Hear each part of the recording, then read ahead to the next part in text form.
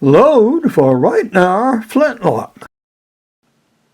This is Hovey Smith, the Backyard Sportsman, and we are getting ready for Georgia's muzzleloading season. It starts like this Saturday, and this is Tuesday. And we have already targeted in one of the guns we'll be using, and that is this 1807 Harper's Fury 54 caliber Flintlock pistol. Interesting. And we would hope to use this at ranges closer to 50 yards. Well, my initial setups are probably going to include shots that would go out to 100 yards and perhaps 150. So I need something with longer range capabilities. And we have such a thing. And that is this gun right here. This is the Rightnour, made once by ox yoke for a few years and no longer available, and hasn't been available for some time. This gun is a flintlock, but it is a very much modernized flintlock for the famous or infamous Pennsylvania muzzleloading season, which happens in January in Pennsylvania in the snow.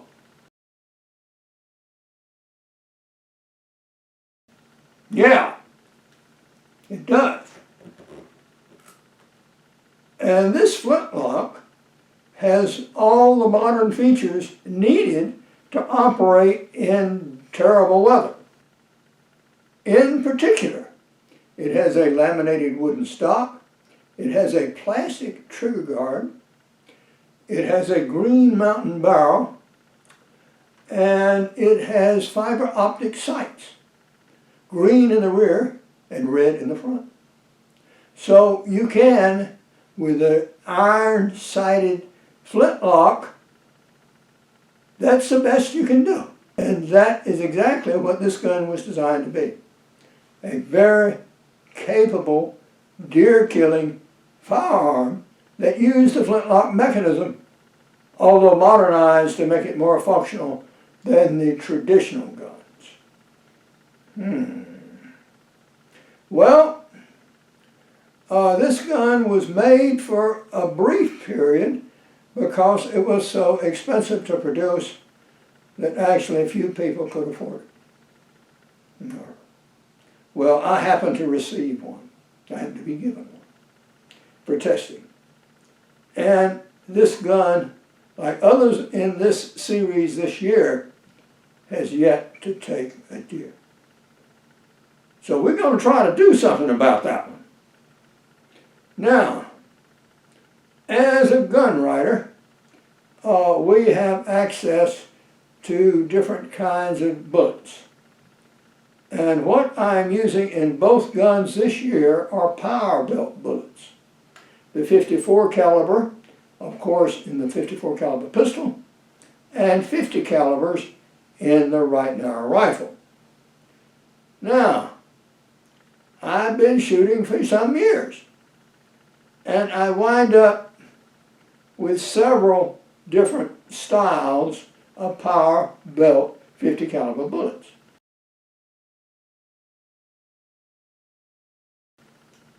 So we will be shooting 3 of them.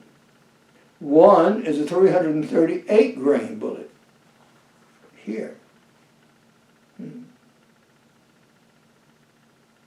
I have 10 left.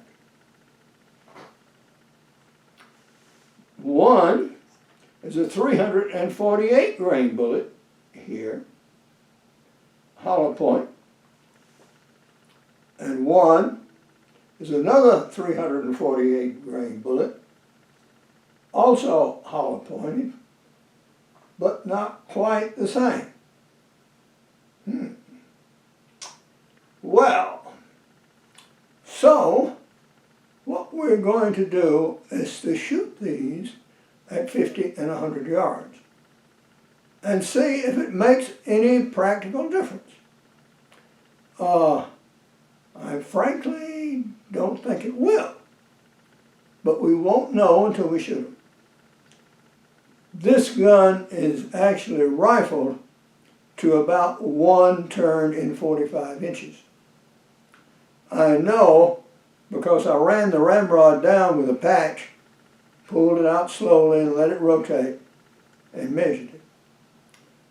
And I came out with 1 turn in 43 and a fraction. So 1 in 45 was probably what it was rifled for. Now 1 in 45 stabilizes both round balls and moderate weight elongate bullets. Now if you get up to 400 grains or so, like the 45-70, the usual twist is much faster, 1 in 22. So these bullets are pushing the edge of stability, I think. But I believe do work. And this is what I have. Now if these don't work, then I'll go back and shoot the 320 grain power belt bullets, which most definitely will. And might have been more accurate if I'd had any left, but I don't happen to have any. Now power belt bullets, some are quite expensive, up to $50 a card. Others are relatively inexpensive, about $20 a card. So, we're going to use what we got. We're going to see how it shoots, because a lot of you are going to find yourself in the same state sooner or later. You're going to have a bunch of very similar weight bullets and think, well, can I use these things, or do I have to go out and buy new? After all, my shots are going to be pretty close. Well, that's exactly what we're going to find out. It's almost an ideal day for our test this morning. I'm getting out here early. And the first load we're going to test is with this bullet. It is silvery, and it also has a plastic projectile point. So it should shoot a slightly flatter trajectory, one would think. And this is 338 grains and a power belt, and there is this distinctive skirt. And we will load this with the same load in all of our shooting. And we have it on the rest, and we have put in the cock here a flint that is actually made and ground from agate in Germany, and it just exactly fits. I've wrapped it in lead. The lead here is approximately 1 millimeter wrapped around it, and the jaw is very tightly closed, tightly screwed shut. And so we're going to load it up and shoot it, plot the shot, and then shoot the 2 others after we do a thorough cleaning. So even though I'm only going to fire 6 shots, this is going to take a while.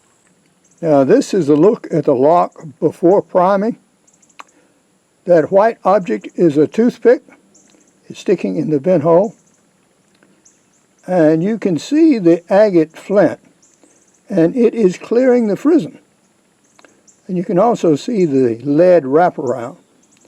Now this is a very advanced lock of its type. It's known as a waterproof lock. Isn't quite, but it has things that help. You'll notice behind the frizzen there's a space and a sort of a splash or water guide to direct water away from the pan. There's also a roller underneath the frizzen itself to make it as smoothly operatable as possible. All told, a very good advanced flintlock design that's made by Rightnour.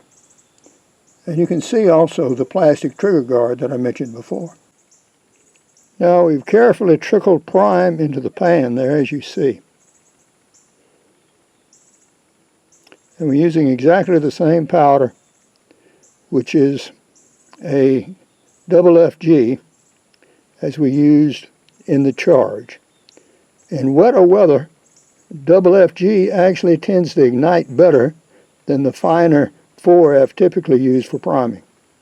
On the writing front, my new book, Using AI to Make Your Own Job Anytime, Anywhere, at Any Age, is coming right along. And sales are progressing very, very well. And this is particularly useful because it tells you how to come up with an original job idea, then how to start a business in the United States, and even write a book in case what you're selling is knowledge rather than product. My screenplay, The Buzzard Squadron, will have a table read at the Peachtree Village International Film Festival. And it has won other accolades as well, such as the Shock Fest. And we will be participating in both events. We're adjusting this Caldwell matrix rest.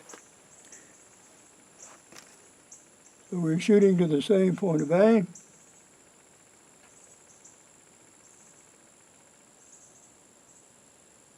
It's too low. We're going to do some butt adjustment here. Taking care of butt adjustment now. Put it on full cock.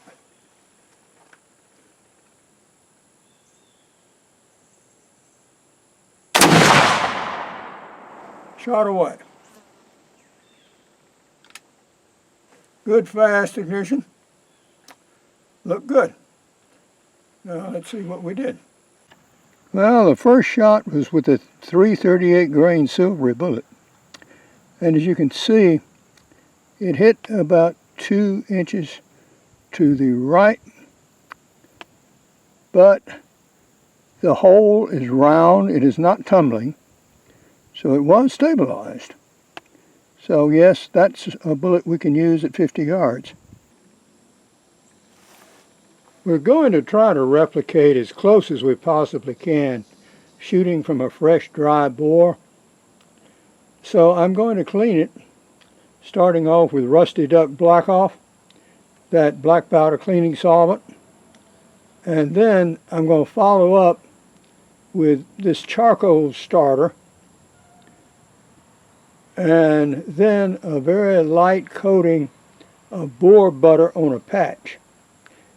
And that is how I usually have the rifle stored. So this will replicate, as close as we possibly can, firing from a rifle that you just loaded and took out in the field. This is what our patches look like. So you have here the Rusty Duck, and here the lighter fluid. Here the dry patch, which is actually gone through twice. Here the boar butter. So yeah, barrel is getting pretty clean. We're now ready for shot number 2. And this is a 348 grain bullet. Now, this is the card that came with the package. Never ever attempt to shoot a Cape Buffalo or an American bison with this round. They will only make it mad, I guarantee you. Do not do that, ever.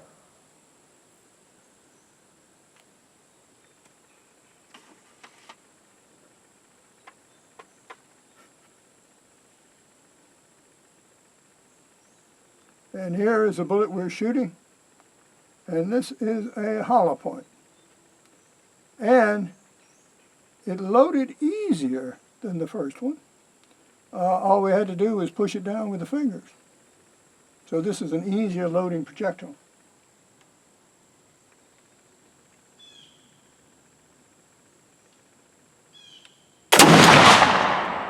Good ignition.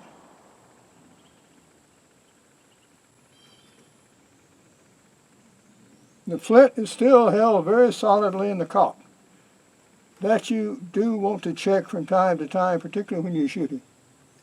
Always have a good screwdriver along with you so you can tighten it if you need it. On our second shot, yes, you're very much closer to the center of the target, and that is the 348 grain hollow point.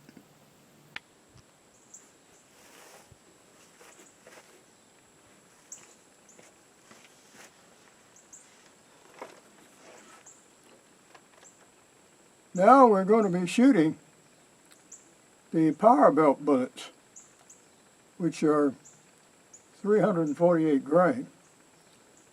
Now these are probably the direct successor to the black belt bullets. The owner of the company went, after he started developing these bullets, actually on safari to Africa. And when he got there, he found out that his black belt bullets, no, they were not for buffalo. So consequently, this is probably exactly the same bullet, but in new packaging. And now this is suitable for heavy deer. It's suitable for elk, but not for buffalo or bison.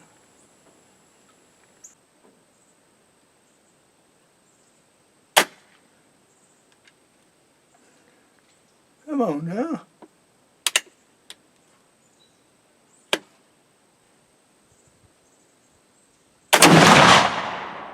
All right. Cut it away. How did we do? This was our first with the 338 Premium Platinum bullet. This is with the old black belt in 348 grains, and this is with the PowerPoint, its successor, in 348 grains. Between here and here, yeah, that's straight on. So really, this may well be the zero at 50 yards. Now, what about zeroing at 50 yards to start with? Don't do that. Shoot at 25, or you'll just waste your ammunition, particularly with a gun that's not sighted in at all. This one was previously sighted in, so that's why I could shoot it at 50. Now, how did the bullets respond? These are nice, even entrance holes.